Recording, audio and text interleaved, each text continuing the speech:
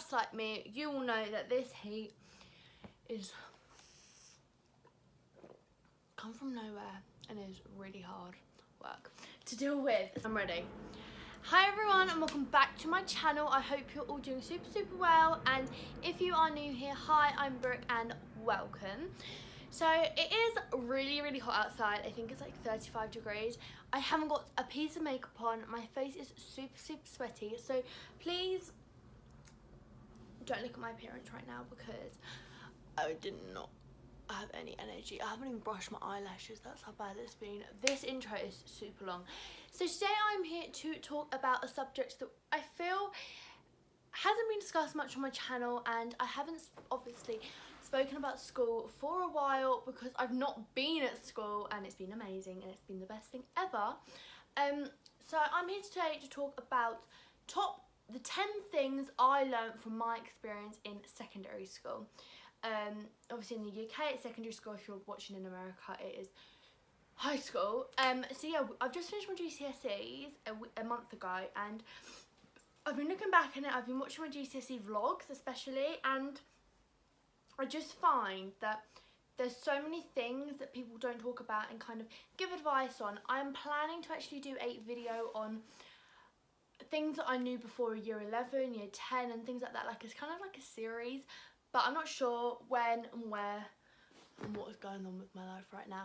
But yeah, let's just dive straight back into it, and I hope you enjoy these top 10 things I've learned. So it's absolutely no lie that secondary school can go one or two ways. It can be the best time with meeting amazing friends and just having a laugh during classes and lunch and break, or it can be the worst time ever and you can come out of it thanking yourself that you made it out alive. Literally, it can go one or two ways. We always get told, oh my gosh, it's going to be the best years of your life, enjoy it while you can. And some people don't relate to this, and I completely get that. Like, I had a really amazing secondary school experience, I feel.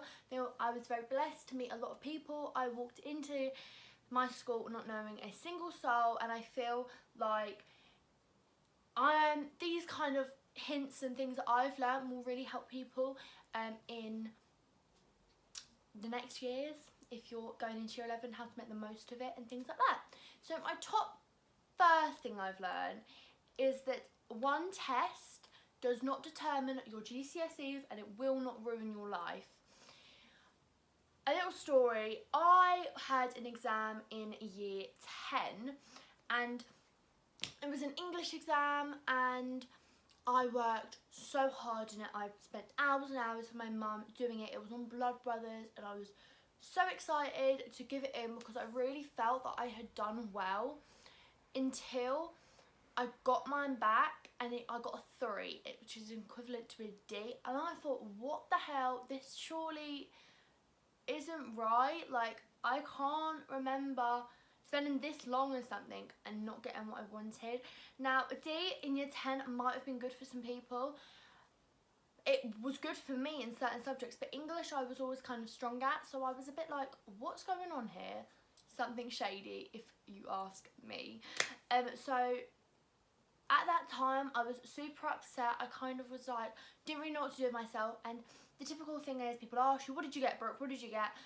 I was known to getting decent grades in English in my class, so I was so frustrated. I actually stood up, ripped up my work and just stormed out of the classroom in tears. And at that point I realised that a test does not matter. Like, obviously GCSEs at the end of the year, they do have an impact in what you do in the future and things, but if you don't get what you want, it isn't the end of the world. Things come your way all the time, and some people do really have just luck sometimes. But I look back at it now and I'm just like, what a stupid thing to get upset over. I understand if it was my English GCSE and I hadn't done it and I'd fallen asleep, but it wasn't the case. One bad grade didn't mean that I sucked at English, that I couldn't spell or anything like that. It was just a common thing that my teacher actually gave me the wrong grade. It was meant to be a B. So all in all, it was just a learning curve, I feel. I feel like I needed that to kind of put me on the direction to not worry too much. Number 2, that is kind of relatable to school, but it's kind of not. I need to move this camera in. I'm super sorry that the angle's going to change so much better. So the second thing is that I learn is that parents are always right. That is not even a thing. My mum, occasionally my dad, but my mum, always right. I moved to school in year 9 and my mum was like, don't do it. Don't do it. You're only doing it for a temporary problem. And I didn't believe her and I was like, no, I'm happy with what I done. Got there and I hated the school and I moved back. She was right. Every single friendship issue I've had, every person she said, they're not going to be in your life. Don't worry about them. She's been right. And every time I've had an issue with a teacher or a person, my mum and dad have always taken my side. If in the right situation, if I was wrong, then I wouldn't be. But I feel that I was very lucky, and I feel like if you're in, especially the younger years, just know that your parents want the best for you. They do understand that stress that you've got upon you in year 11 and 10. They understand what you're going through. So if you need help, ask them. If you're struggling with your course, ask them. They might not be amazing at it, but they can give you some reassurance that you are going to do well. I feel like a massive one, a huge learning curve that I had was number 3, to say no. I completely get it that in teenage years it is so difficult of the peer pressure and the situations that sometimes you get put in to actually say no to that person, to sex, to drugs, to drink, to all of it. I like to think I'm quite a strong-willed person. If someone offered me to smoke weed on the weekends and I didn't want to, I would say no. But sometimes when you've, for instance, had a drink, we all have, and I feel like a lot of people are easily influenced. They get called lame, they get called boring, and straight away they do it just because they don't want to upset their friends, they don't want to be called a loser. Honestly, I'm so happy that some of the things I didn't do, generally because I would have woken up the next morning regretting it. Don't lose, for instance, your virginity just because your best friend has. Don't lose your virginity to a random guy that you don't see yourself with. Some people like that. They want to lose your virginity to someone that you're not really going to talk to, and that's absolutely fine as well. But just do what's best for you. There is sometimes a boundary that you shouldn't cross, and I've really realised that. Not myself as such, I've noticed other people doing it and saying yes to that, and I'm like, take a step back and realise, would you want your kid to be doing that? I feel like that's always been drilled into my head. But there is another side to that, which is number 4, which do say yes. So don't say no.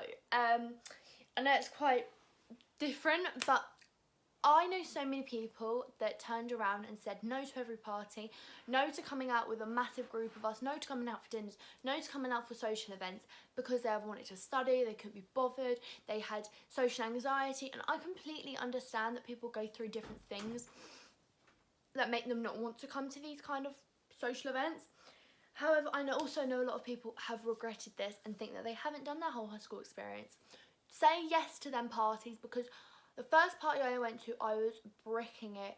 It was actually, like, my first proper party was actually Daniel's, and I kind of liked him then. So I was bricking it, going there, and I was like, oh, what's everyone going to think? I, like, sorted hours, my outfit and everything, and it was such a good decision. It was such a good decision. I made loads of new friends. All his rugby boys were there, and so I met, like, loads of them.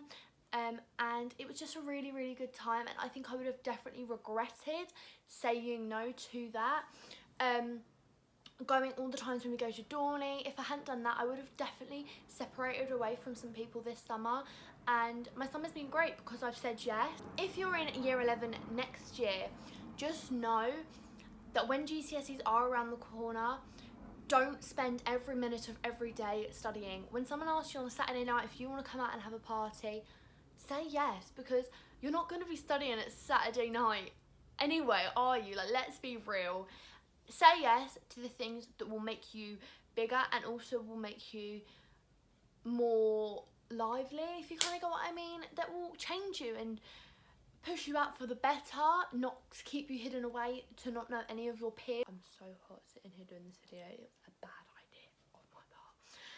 The next one is number 5, which is the Troy and Gabriella relationship. Now, I actually wrote this video that I'm doing as a blog post. I was planning on doing a blog over in November time, and I actually wrote top 10 things that I'd learned, and it's completely changed, and I actually had to change all around of this special part. I feel like relationships in secondary school can either change you for the better or break you. Now, this one's hard to kind of cover because everyone has different situations. I'm really self-conscious about this little bit of puppy fat, so please stop watching it if you are. Basically, if you guys don't know, I'm in a relationship with my boyfriend Daniel. I've been with him for 5 months now, and it's gone so fast. It honestly has. And a lot of people told me, you won't find that guy in high school. They're all too immature. They don't do anything. Daniel brings me flowers all the time. He waits for me, and he did do the typical Troy and Gabriella lifestyle, the movies. And I feel like if you wait, Daniel has literally changed my life. He has changed my outlook on things, and he's just brought me out as a better person. And I know that might be a bit cringy, but he honestly has made me a better person. So sometimes people say, oh, you won't find that one this young, and I really do feel like I've found someone who really does care about me. And you can find that person in high school, but also there is another side to it. If a guy you like, we all go through them times where you like a guy and he doesn't like you, don't let it take over your life, because I had it. I had the whole, I really liked the guy, tried to do anything to impress him, he didn't like me back, and it's easy to kind of get drawn up onto that, because can you see how sweaty my face is? I get so sweaty so easily, so bad. Oh my god. I've known so many girls to miss out on things because they're sitting at home crying on the phone to a loser.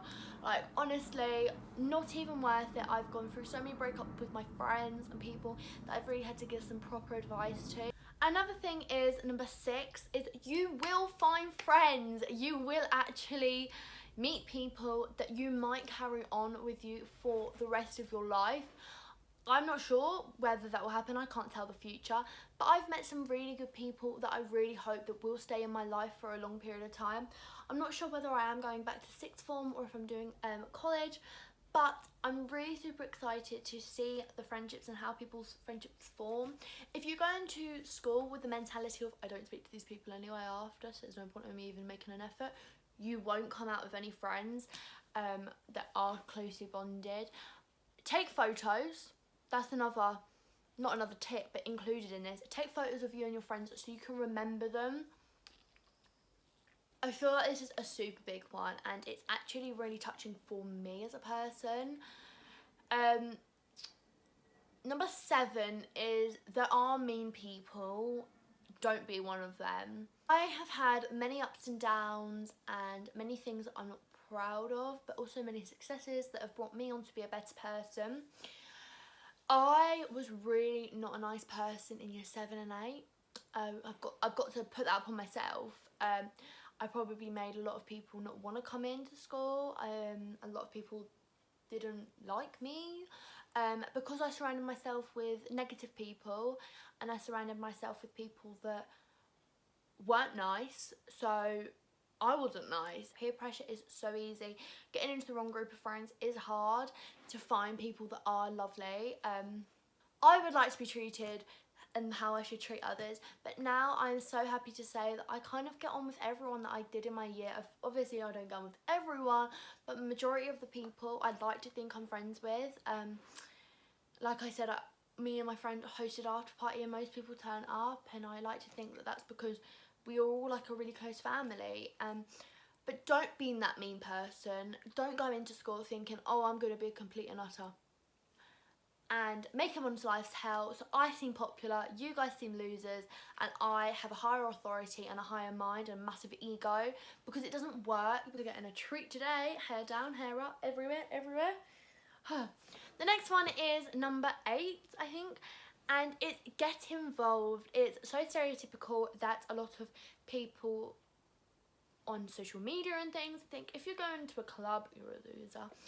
It's not like that at all. I joined netball when I was in year 7 and all the way up to year 10 because I didn't do it in year 11 because I had my GCSEs. And I loved it. It was like a little family. I made so... How am I sneezing and it's this hot outside? I made so many friends. I bonded with so many different kind of teachers and I met people outside of school. It's a real confidence boost. You're fit. You meet new people. What's actually bad about that? You are committed. You can put it on, for instance, your CV and say, yeah, I ran a netball team. I was in a netball team. That shows that you are committed. You have time. You have organisation. And 9 is one word and one word only: try. I know so many students that walked into their GCSEs and didn't try. They spent 5 years of their time at their school not speaking to many people, not making an effort, being rude to teachers, being rude to the students, not having 2 cares in the world, walked into their GCSE exam, put their head down for the whole entire exam and came out with nothing. And I know that I will be in that school wherever I go to school, watching people open the envelopes and just being disappointed with themselves and with the whole system and everything like that, just because they didn't try. You only have to go to school for 5 years of this GCSEs. You don't even... It goes so fast, and I'm going to speak about that in the next one. And the feeling you have when you actually come out of the last GCSE exam and you come out and you have worked your arse off is the best feeling ever. I know it. I think a lot of people... never liked maths. I never was bothered about it until I had to try. I had to work hard, otherwise I would have to retake it. And if you put a positive mind into it, it comes out with a positive spin in general. And I feel like if you just put your head down, don't procrastinate, and just do that, for instance, that work that you're given, and you try and ask for more, for instance, it always comes. And the last thing that I learned for secondary school is enjoy it while it lasts. Everyone always told me secondary school goes by so fast and it just goes by a blink, and I never believed them until I got into year 11 and I actually realised this was my last year with a lot of people and a lot of teachers and just that kind of experience of being at school. I feel like year 11 is very crammed. You have a lot of work to do, but you also want to make memories with the people that you're surrounded by, that you've been surrounded by for the last 4 years. And I feel like year 11 goes so fast. So if you are going into year 11, know that you should start doing your stuff at the beginning, because you blink and you're in mocks and you blink and you're in GCSEs, and it's actually insane. I know it's hard, waking up at 6 AM every morning, going into school, getting told what to do, doing stuff you don't want to do. I never wanted to do maths, I never wanted to do science. Came out of no science GCSEs anyway. But honestly, just enjoy it, enjoy the people. Some people I know you don't want to go to school with, but it goes by super, super quick and you will miss it. I don't miss it much until a couple of years, I reckon I will, and I'll say, oh, I really actually did get on with that year, and that's why I want to go back to sixth form maybe.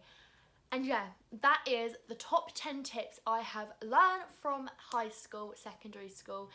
Hope that you enjoyed this video. I hope you learned some things from it, and I will catch you in my next video whenever that is. Thank you guys so much for watching, and comment below your favourite memory of secondary school or something you've learned as well. Thanks super much for watching, and I will see you next one.